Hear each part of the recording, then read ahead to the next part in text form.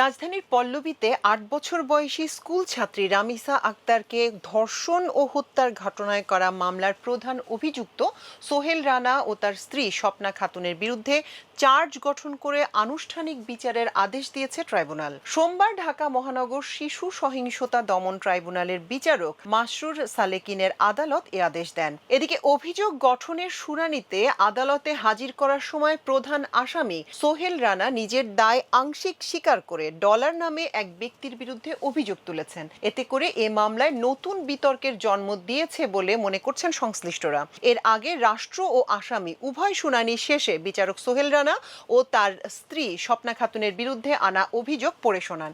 এ সময় আদালতের অনুমতি নিয়ে কথা বলতে চান সোহেল রানা, তবে অনুমতি দেয়নি আদালত। তবে বিচারক স্বপ্না আক্তারকে নিজেকে দোষী মনে করেন কিনা জানতে চাইলে তিনি হাউমাউ করে কেঁদে ওঠেন। তখন তিনি তার স্বামী সোহেল রানাকে উদ্দেশ্য করে বলেন, তুমি বলো আমি দোষী কিনা। এ সময় সোহেল রানা আদালতকে বলেন, স্বপ্না নির্দোষ। শুনানি শেষে আদালত দুই আসামির বিরুদ্ধে অভিযোগ গঠন করে মঙ্গলবার সাক্ষ্য গ্রহণের দিন ধার্য করে এজলাস ত্যাগ করেন বিচারক। এরপর কাঠগড়ায় একে অপরের সাথে কথা বলেন সোহেল ও স্বপ্না। এ সময় সোহেল স্বপ্নাকে চিন্তা করতে না করেন। স্বপ্নার কোনো দোষ নেই বলে জবানবন্দি দিয়েছেন বলেও জানান তিনি।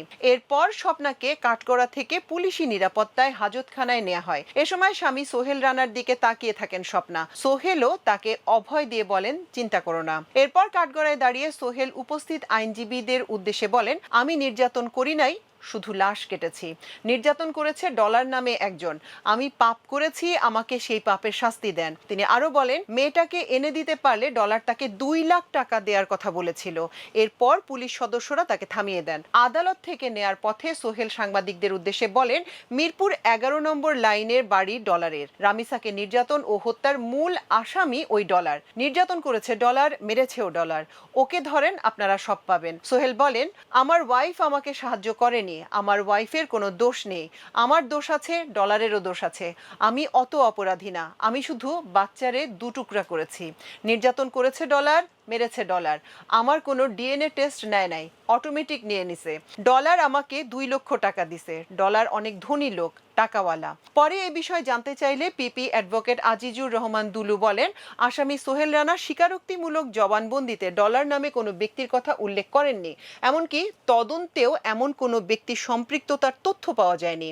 এখন বিচারকে ভিন্ন খাতে প্রবাহিত করতে এমন বিভ্রান্তিকর তথ্য দিচ্ছেন আসামি। 2 লক্ষ টাকা দিতে চায়।